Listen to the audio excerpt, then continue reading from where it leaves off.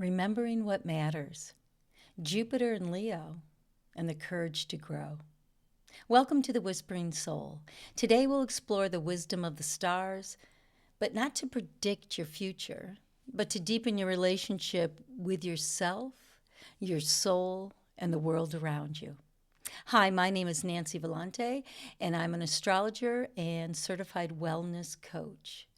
So this week feels like time is different to me. We have a lot of shifts that have gone on this week from planets into different archetypes or zodiac signs. So the clock moves faster sometimes. But life seems to gather our attention and asks us to notice what is unfolding beneath the surface when we feel these times shifting, when time seems to move faster, the clock is ticking faster. And again, this is one of those weeks, in my opinion. The full moon in Capricorn has invited us to take an honest look at the structure we've built our lives upon. I know that's a big one. It has asked us to examine the stories we've carried, the responsibilities we've accepted, and whether the past is quietly shaping the choices we're making today.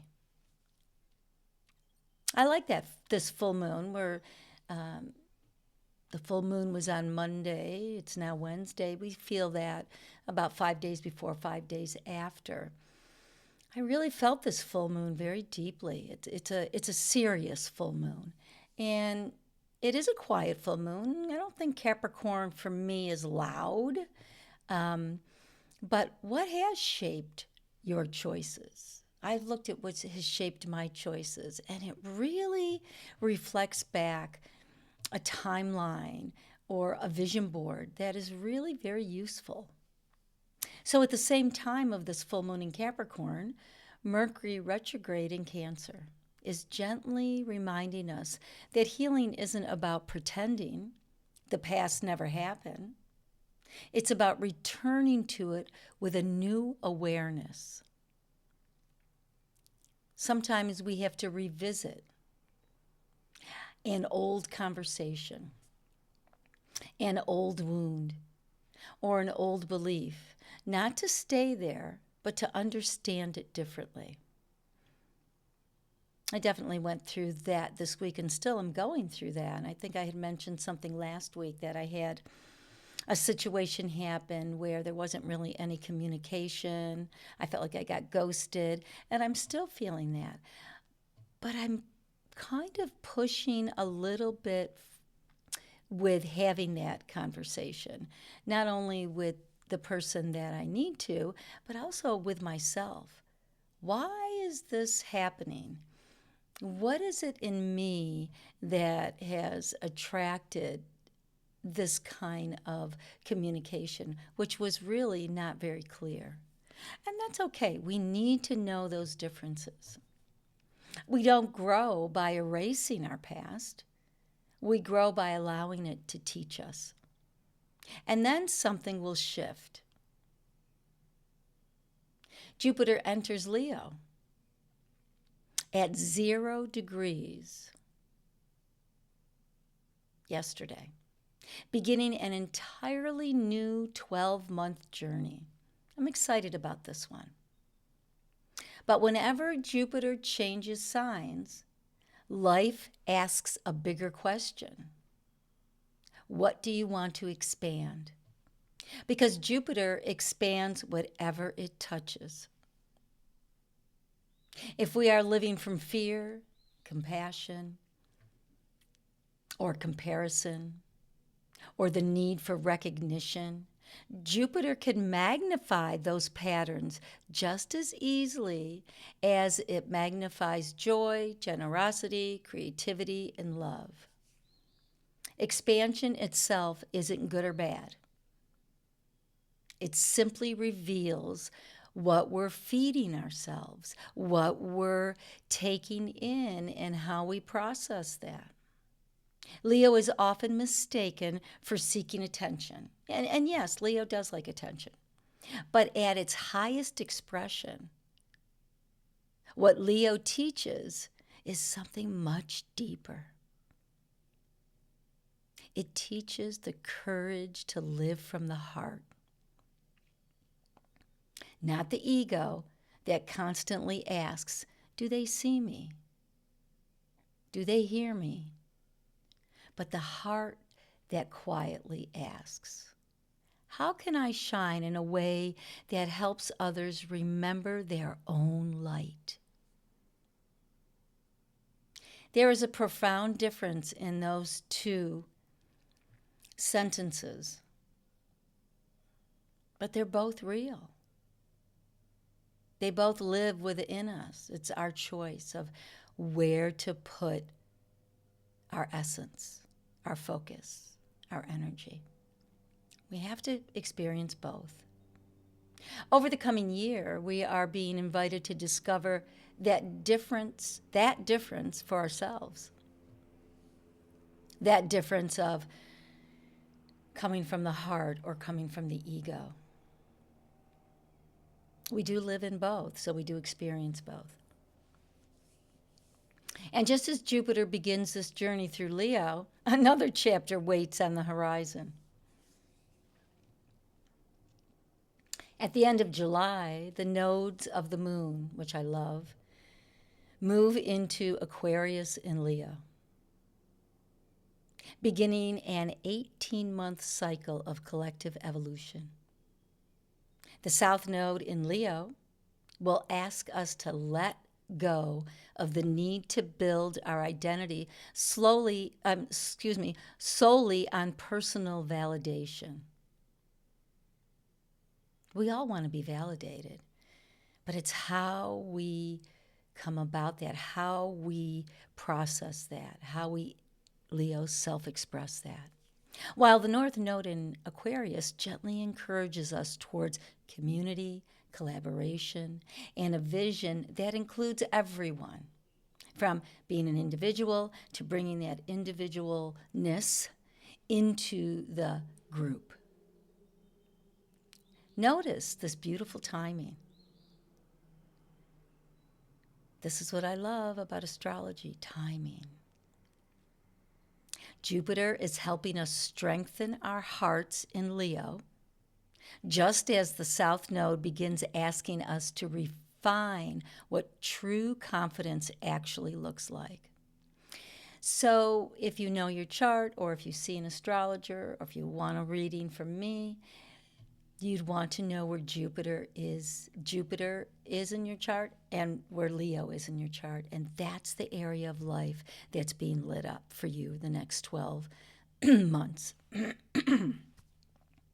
Real confidence isn't louder. Confidence, real from the inside out, becomes kinder, becomes more generous, more willing to share the light rather than own it. Perhaps that is the invitation before us. We really don't own anything, do we? The only thing that we can own is our choices, our actions, our body inside and out, and how we relate to that and how we express that out into the world. Can we build a healthy I so that we can contribute a meaningful we?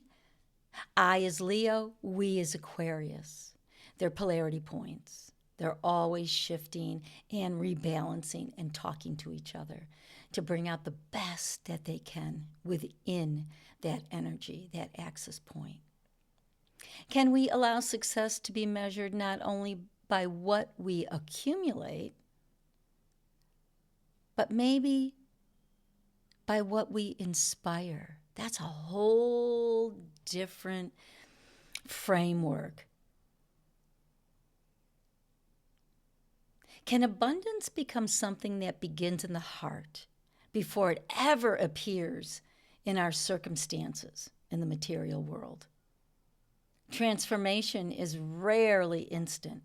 It's a process. It's an unfolding through small choices made consistently over time. Jupiter doesn't simply bring luck. It's a benefic planet for sure. But Jupiter amplifies. Please don't forget that. Jupiter amplifies what we are willing to cultivate. So over the next 12 months, may we cultivate courage over certainty, wisdom over approval. Wisdom, Jupiter. Approval, Leo. Joy over performance. May we have the willingness to tell ourselves a new story. Not because the past didn't matter, it always matters. It's the teacher.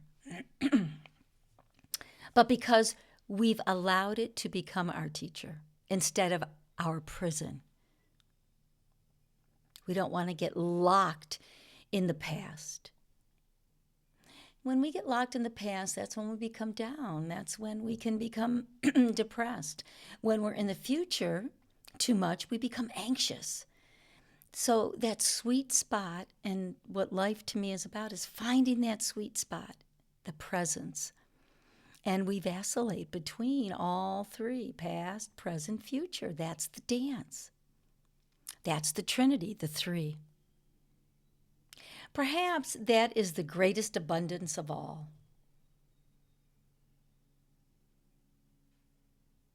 Is dancing between existence, past, present, and future. Not simply having more, we don't want more, and we are really seeing that in our world. And I think we're seeing it, really seeing it in order to see what it can do, how it can separate us, how it can separate you from your soul self. So these beautiful transits this week, listen, they're not easy. They're big. But they're asking us to become more of who we truly are. And I say this in all my podcasts because really that's the essence of everything, is why we're here, is to become truly who we are. And again, I say this too, it's not easy. But if we can be together in right relationship, in collaboration, in building from the ground up, this new journey through the nodes for the next 18 months, which again begins in July, will teach us so much. You know, the stars don't decide who we become.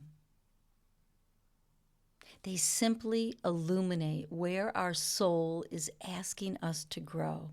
The rest belongs to us. We get to be the keeper of how we transform, of how we grow, of our choices. Sometimes they're right on, sometimes they're off.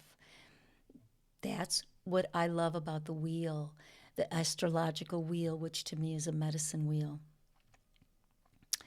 It's creating balance. One end does not just go out on its own. It has another end. For instance, the Aquarius Leo axis, those polarity points there for the nodes. We're just coming out of Virgo South Node, Pisces North Node. We're feeling that very intensely now because it's at the end. What those two polarity points are asking of us. And they asked us to release control and to move more into the spiritual realm of not knowing and risking to trust the faith of the divine. So with that said, I leave you today with many blessings. Have a great week wherever you are in the world. And always know that you're not alone.